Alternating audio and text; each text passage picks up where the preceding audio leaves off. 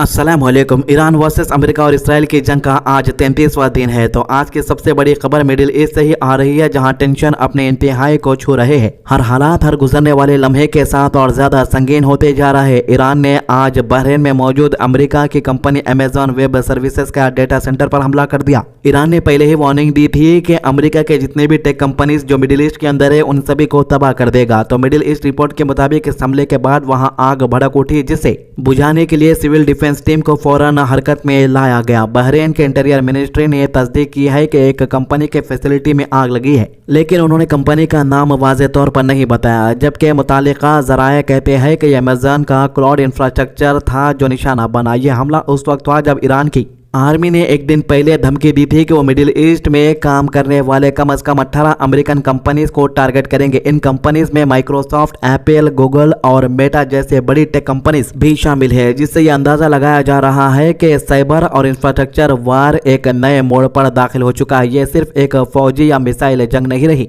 बल्कि इकोनॉमिक और technological system को भी सीधा निशाना बनाया जा रहा है। इस सूरत हाल के दरमियान अमेरिका का प्रेसिडेंट डोनाल्ड ट्रंप का बयान भी सामने आया, जिसमें उसने कहा है कि ईरान के नए निजाम के प्रेसिडेंट ने अमेरिका से सीजफायर की दरख्वास्त की है। ट्रंप ने अपने सोशल मीडिया प्लेटफॉर्म पर बयान देते हुए उस शख्स का नाम नहीं लिया, लेकिन कहा कि ये लीडर अपने पिछले रहनुमाओं से कम रेडिकल और ज्यादा समझदार है। दूसरी तरफ ईरान के फॉरेन मिनिस्टर ने वाज़ेह तौर पर इन रिपोर्ट्स को रद्द कर दिया है और कहा है कि किसी किस्म की सीजफायर प्रपोजल ईरान की तरफ से नहीं दी गई और जंग उस वक्त तक जारी रहेगी जब तक मुकम्मल बदला और मुआवजा हासिल नहीं होता। इसी दरमियान डोनाल्ड ट्रंप ने नाटो के हवाले से भी एक इंतहाई सख्त मौक़िफ़ इख्तियार किया है। डोनाल्ड ट्रंप ने कहा है कि वो नाटो से निकलने पर गौर कर रहा है और इस अलायंस को पेपर टाइगर करार दिया है। उसका कहना था कि अमेरिका हमेशा अपने अलायंस के साथ खड़ा रहा है, लेकिन इस दफ़ा कोई भी मुल्क अमेरिका के साथ नहीं खड़ा है। ट्रंप ने यूक्रेन की मिसाल देते हुए कहा कि अमेरिका ने वहां भरपूर मदद दी, लेकिन अब जब अमेरिका को सपोर्ट की ज़रूरत है तो कोई भी आगे नहीं आ रहा। यह बयान उस वक्त सामने आया जब नाटो के कई मुल्क ने स्टेट ऑफ हॉर्मुज़ को खुला रखने के लिए अमेरिका रिक्वेस्ट पर अपनी नेवल फोर्सेस भेजने से इनकार कर दिया। दूसरी तरफ ईरान ने रशिया को मीडिएटर के तौर पर कबूल करने का इशारा दिया है। मॉस्को में ईरान के साफिर काजिम जलाली ने कहा है कि अगर रशिया बीच बचाव करना चाहता है तो ईरान इसे खुशी से कबूल करेगा। ये एक अहम डिप्लोमेटिक इशारा है जो बताता है कि ईरान इस कॉन्फ्लिक्ट को इंटरनेशनल मीडिएशन के जरिए हल करने के लिए भी तैयार हो सकता है, लेकिन अपनी शर्तों पर। इसके साथ ही इसराइल ने भी अपनी मिलिट्री ऑपरेशन को तेज कर दिया है और तेहरान में ईरानियन गवर्नमेंट के इंफ्रास्ट्रक्चर पर एक भारी वेव ऑफ स्ट्राइक की गई है। इसराइल फौज का कहना है कि उन्होंने मेहदी वफाई को हलाक कर दिया है, जो एक फोर्स के इंजीनियरिंग हेड के तौर पर 2 दशकों से जमीन के नीचे इंफ्रास्ट्रक्चर और वेपन स्टोरेज प्रोजेक्ट पर काम कर रहे थे, खासतौर पर लेबनान और सीरिया में। गल्फ के मुख्तलिफ ममालिक भी इस जंग से सीधा मुतासिर हो रहे हैं। यूनाइटेड अरब अमारात ने दावा किया है कि उसने सिर्फ एक दिन में ईरान की तरफ से दागे गए 5 बैलिस्टिक मिसाइल और 35 ड्रोन को इंटरसेप्ट किया, जबकि जंग के आगाज से अब तक यूनाइटेड अरब अमारात 440 मिसाइल्स और 2012 ड्रोन गिरा चुका है। कुवैत में भी हालात तशवीशनाक रहे हैं, जहां एयरपोर्ट के फ्यूल टैंक पर ड्रोन हमला हुआ और वहां भयानक आग लग गई, जो बाद में बुझा दी गई। हुकूमत ने कहा है कि कोई जानी नुकसान नहीं हुआ, लेकिन माली नुकसान जरूर हुआ है। लेबनान में भी हालत इंतहाई खराब हो चुके हैं, जहां इसराइली हमलों के बाद शहीदों की तादाद 1300 से ज्यादा हो गई है, जबकि हजारों अफराद जख्मी है। सिर्फ पिछले 24 घंटों की अगर अपन बात करें तो 50 लोग शहीद हो गए हैं। ये नंबर्स बताते हैं कि जंग सिर्फ ईरान और इसराइल तक महदूद नहीं रही, बल्कि पूरे मिडिल ईस्ट को अपनी लपेट के अंदर धीरे धीरे ले रही है। इस दौरान एनर्जी सेक्टर पर भी गहरा असर पड़ा है। इंटरनेशनल एनर्जी एजेंसी के सरबराह फातेह बिरौल ने कहा है कि जंग की वजह से रोजाना तेल की सप्लाई में लगभग 1.2 करोड़ बैरल्स की कमी आ गई है। उन्होंने तनबीह दी है कि अप्रैल में सूरत हाल और ज़्यादा ख़राब हो सकती है और यूरोप में जेट फ्यूल और डीजल की शदीद कमी का सामना होगा, जबकि एशिया में इसके असरात पहले से ही नजर आने शुरू हो गए। ईरान की तरफ से एक और अहम दावा ये सामने आया है कि उन्होंने गल्फ में एक इसराइली टैंकर को निशाना बनाने का दावा किया है। ईरान की आर्मी का कहना है कि ये उनके मिसाइल कैंपेन का हिस्सा था। कतर ने भी तस्दीक की है कि टैंकर उनके इलाके पानियों में तैर रहा था। ईरान के सुप्रीम लीडर ने भी अपने बयान में वाज़ेह किया है कि ईरान अपनी पॉलिसीज़ पर कायम रहेगा, किसी भी पॉलिसीज़ को कॉम्प्रोमाइज़ नहीं करेगा। इन्होंने लेबनान के अंदर जो फोर्स इन्हें सपोर्ट कर रही है उनकी तारीफ की और कहा कि यह मूवमेंट एक मिसाल है कि उनके चाहने वाले उनके सपोर्ट में अभी भी है। ईरान की मिलिट्री ने अमेरिका को सख्त पैगाम देते हुए कहा है कि अगर अमेरिकन फोर्सेस ने ईरान में दाखिल होने की कोशिश की तो उनका अंजाम तबाहकुन होगा।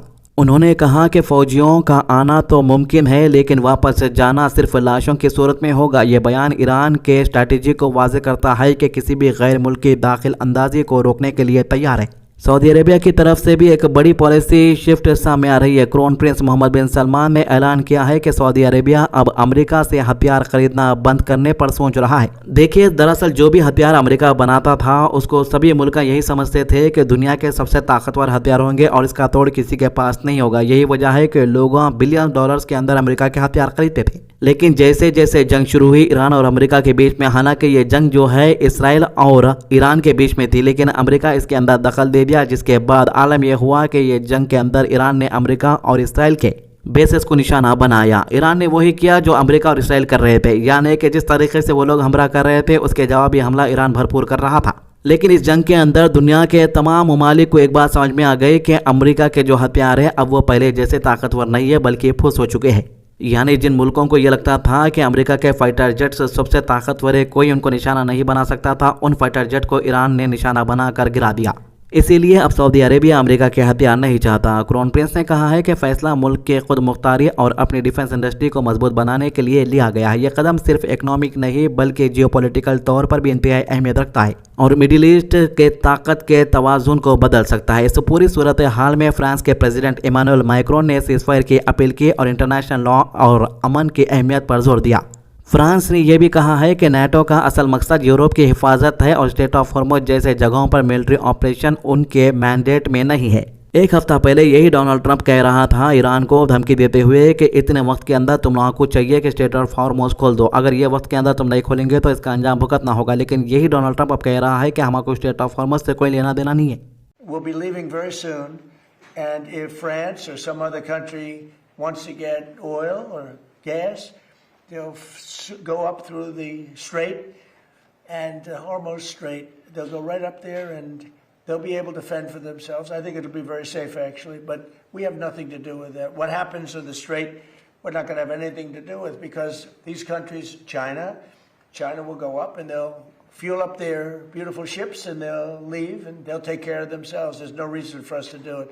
We hit them. تو سبھی لوگ یہی سوچ رہے تھے کہ ڈونلڈ ٹرمپ ایک ہیرو ہے، امریکہ کی فوج جس طریقے سے فلموں کے اندر موویز کے اندر آتی ہے، ساری پریشانیوں کو سالو کر کے چلی جاتی ہے، ویسے ہی کچھ ہوگا۔ لیکن یہاں پر پورا تیر الٹا گھس گیا۔ لیکن ابھی بھی کچھ لوگوں کا یہ ماننا ہے کہ امریکہ جو ہے اپنی فوج کو اتارے گا ایران کی زمین پر، لیکن یہ آپریشن لمیٹڈ رہے گا۔ یعنی ان کا مقصد ہے کہ جو بھی یورانیم ایران کے پاس سے فوج اترے گی وہ یورانیم کو پوری طریقے سے تباہ کر دے گی اور واپس چلے جائے گی، لیکن یہ بھی اتنا آسان نہیں ہوگا۔ ایران کے ملٹری اسپوک پرسن نے پہلے ہی کہہ دیا تھا کہ یہ ہالی ووڈ مووی نہیں ہے جہاں پر تم آؤ گے اور جیت کر چلے جاؤ گے۔ تمہارے دماغوں کے اندر جو ہالی ووڈ فلموں کے سینس بیٹھے ہوئے ہیں، جو سٹوریز بیٹھی ہوئی ہے، اسے تم لوگ دماغ میں سے نکال دو۔ حقیقت یہ ہے کہ تم اسرائیل مل کر بھی ہمارا کچھ نہیں بگاڑ سکتے۔ اور اس جنگ کے اندر ایک اور بات یہ دیکھنے کو مل رہی ہے کہ ایران جو بول رہا ہے وہ کر رہا ہے۔ ایران کہہ رہا تھا کہ اسٹریٹ آف ہارمز سے کوئی نہیں گزر سکتا، تو کوئی نہیں گزر سکتا۔ ایران نے کہا تھا کہ تمہاری ٹیک کمپنی کو 24 گھنٹے کے اندر نشانہ بنائیں گے، 24 گھنٹے ہو گئے اور نشانہ بھی بنا دیا۔ اس جنگ میں امریکہ کا پریزیڈنٹ بار بار اپنا بیان بدل رہا ہے، لیکن ایران جو بول رہا ہے وہ کر کے بھی دکھا رہا ہے۔ یہ تمام ڈیولپمنٹ اس بات کی طرف اشارہ کر رہے ہیں کہ مڈل ایسٹ ایک بڑی جنگ کے دور سے گزر رہا ہے، جہاں ہر دن نئے موڑ سامنے آ رہے ہیں اور گلوبل سیاست، اکنامی اور سیکیورٹی سب اس سے متاثر ہو رہے ہیں۔ تو یہ تھی اس جنگ کی آج کی اپڈیٹ۔ ہمارے چینل کو سبسکرائب کیجئے، ویڈیوز کو زیادہ سے زیادہ لوگوں تک شیئر کیجئے۔ اللہ حافظ۔